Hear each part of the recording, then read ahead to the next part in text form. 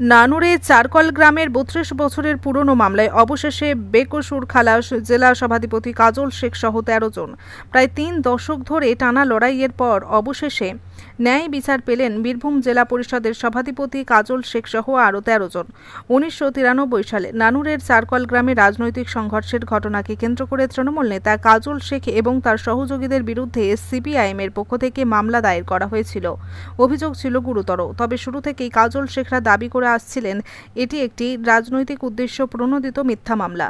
দীর্ঘ ৩২ বছর ধরে আদালতের দোরগোড়ায় ঘুরতে ঘুরতে অবশেষে বৃহস্পতিবার বোলপুর মহকুমা আদালত কাজল শেখ সহ ১৩ জনকে নির্দোষ প্রমাণ করে বেকসুর খালাস দিল। দেখুন, আজকে নয়, বোলপুর কোর্ট, কাটোয়া কোর্ট আমাকে প্রায়শই যেতে হয়। আপনারা জানা আছে বামফ্রন্টের আমলে বাম বিরোধী আন্দোলন করতে গিয়ে প্রায় ৬৩টা মিথ্যা মামলার মালা আমার গলায় পড়ানো হয়েছিল। এখনো পর্যন্ত ৮টি মামলা রয়ে গেছে। বাকি মামলাগুলো সওয়াল জবাব ভিত্তিতে আদালত আমাকে নিষ্পত্তি দিয়েছে। আজ থেকে ৩২ বছর আগে PS case number ৭৩/93, GR number ২35/1993, এই কেসটার আজকে রায় ঘোষণার দিন ছিল। আজকে মহামান্য আদালত আমাদেরকে বেকসুর খালাস করলো সওয়াল জবাব ভিত্তিতে। এবং আর একটি কেস ছিল ৭৫২/১২, SC ২৫/২২, ওই কেসটা সাক্ষী শুরু হয়েছে। অর্থাৎ প্রত্যেকটি কেস আমাদের বাম জামানায় যেগুলো দেওয়া হয়েছিল, যে মিথ্যা মামলাগুলো, সেই মিথ্যা মামলাগুলো থেকে আমি নিষ্পত্তি পেয়েছি। বাকি যে ৭-৮টা মামলা আছে, সেই মামলাগুলোর জন্য কোর্টে আমাকে আসতে হয়, সেই জন্য আজকে এসেছি। আজকে একটা মামলা, আজ থেকে ৩২ বছর আগে যে মামলা করা হয়েছিল মিথ্যা মামলা, সেই মামলা থেকে মহামান্য আদালত আমাকে নিষ্পত্তি দিয়েছে। ঘটনার সূত্রপাত ১৯৯৩ সালের নানুরের চারকল গ্রামে এক পারিবারিক বিবাদকে রাজনৈতিক রং দিয়ে সংঘর্ষের মামলা রুজু করা হয়েছিল।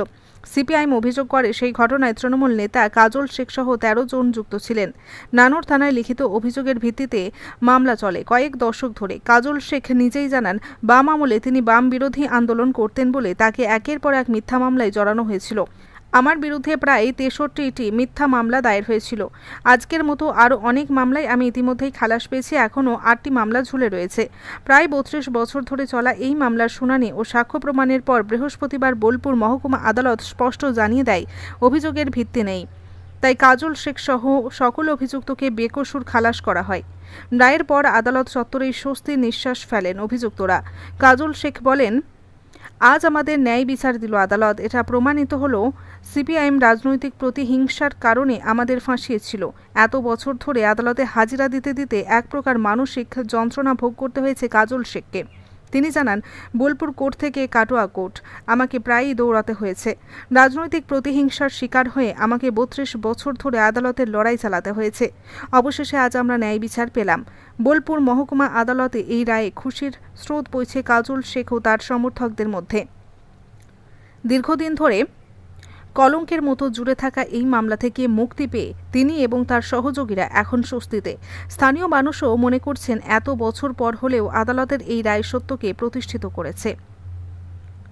কার্তিক ভান্ডারের রিপোর্ট, জনকণ্ঠ টিভি নিউজ। আপনি দেখছেন Janakantha TV news. Latest news আপডেটের জন্য আমাদের ফেসবুক চ্যানেলে ফলো বোতামে ক্লিক করুন।